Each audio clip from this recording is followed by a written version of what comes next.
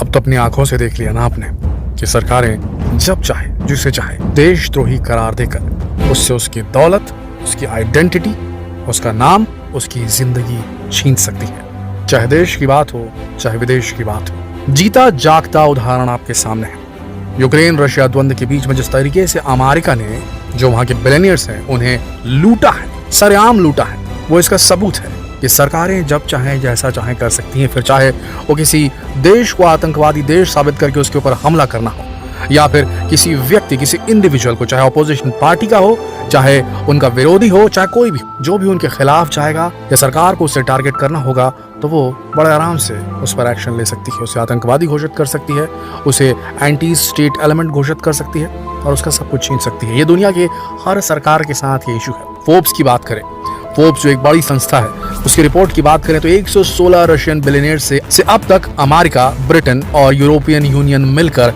126 billion dollar चूस चुके हैं, लूट चुके हैं जब से पुतिन ने हमला किया है यूक्रेन पर। तब से इन्होंने जो रशियन बिलियनियर है, ओलिगार्च, उन पर हमला किया है। अब ये शब्द आप बार बार सुन रहे होंगे, हर टेलीविजन चैनल पे चल रहा है। ये ओलिगार्च का मतलब क्या होता है हम आपको बता दें। ओलिगार्च वो रईस बिजनेसमैन होते हैं जिनका इन्फ्लुएंस ना सिर्फ बिजनेस इंडस्ट्री में होता है, ना ही सिर्फ उनकी दौलत अकूत होती है, साथ ही इनका पॉलिटिकल गलियारों में भी रुतबा और रुबाब होता है, राजनीतिक इन्फ्लुएंस होता है इनका। ये हर देश में पाए जाते हैं और इन ओलिगार्च की बदौलत ही सरकारें खड़ी होती हैं। इन सब के अपने अपने ओरिएंटेशन होते हैं, कोई पक्ष को सपोर्ट करता है, कोई विपक्ष को सपोर्ट करता है। इनसे ही सरकारें चलती हैं और कुल मिलाकर इनकी अर्थ धन से, इनके पैसों से, इनकी दौलत से देश का भी चलना मुमकिन हो पाता है।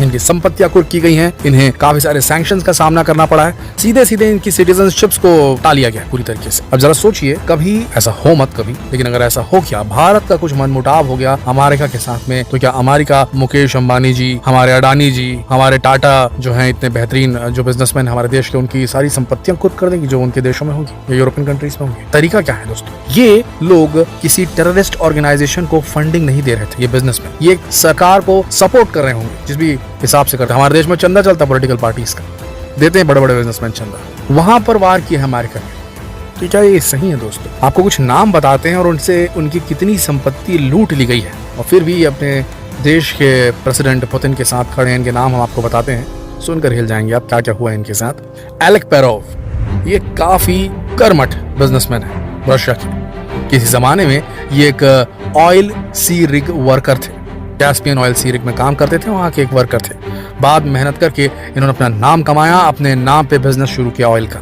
बाद में जब सोवियत संघ था तो वहाँ ऑयल मिनिस्टर भी थे और इन्होंने ही रशिया की सबसे बड़ी जो ऑयल कंपनी है ल्यूक ऑयल, उसे एस्टैब्लिश किया। ये रशिया की largest independent oil producer company है और इसे सबसे ज्यादा लॉस हुआ है। इसे 4.2 बिलियन डॉलर का तेज नुकसान पहुंचा है इस बिलियनियर को, इस ओलिगार्च को, इस रशियन ओलिगार्च को। नाम है एलेक पेरोव। 17% इसकी जितनी दौलत थी वो लूट ली गई, आप समझ सकते हैं। इसके अलावा बात करते हैं गेनेडी टिमचेंको की। ये भी एक बड़े बिलियनियर हैं, ओलिगार्च हैं रशिया के। ये पुतिन के इनर सर्कल में रहते हैं, ये कहा जाता है, यानी कि पुतिन के बेहद करीबी हैं। इसे ब्रिटिश सैंक्शंस का सामना करना पड़ा है और इनसे जो है काफी कुछ लूट लिया गया है, क्योंकि ये जो थे गेनेडी टिमचेंको, इनका खुद का कारोबार, गैस कंपनी की ओनर है नोवाटेक, और पेट्रोकेमिकल्स जो सीबुर नाम से चलती कंपनी, उसके भी ओनर है। काफी बड़ा स्टेक है इनका रशिया में।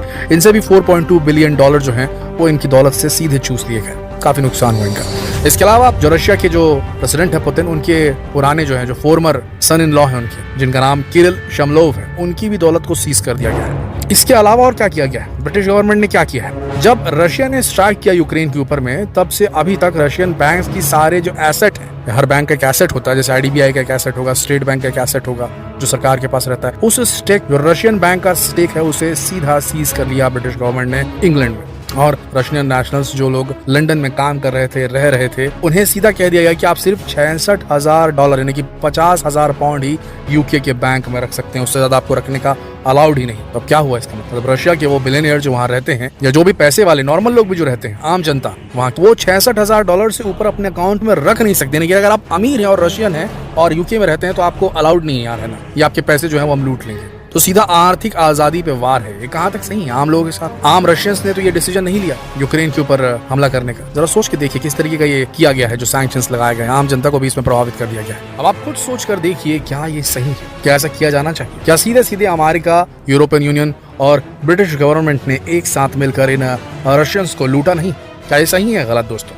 नीचे कमेंट सेक्शन में जरूर लिखें और ये सवाल देशवासियों से पूछने के लिए इस वीडियो को जितना हो सके शेयर करें। धन्यवाद।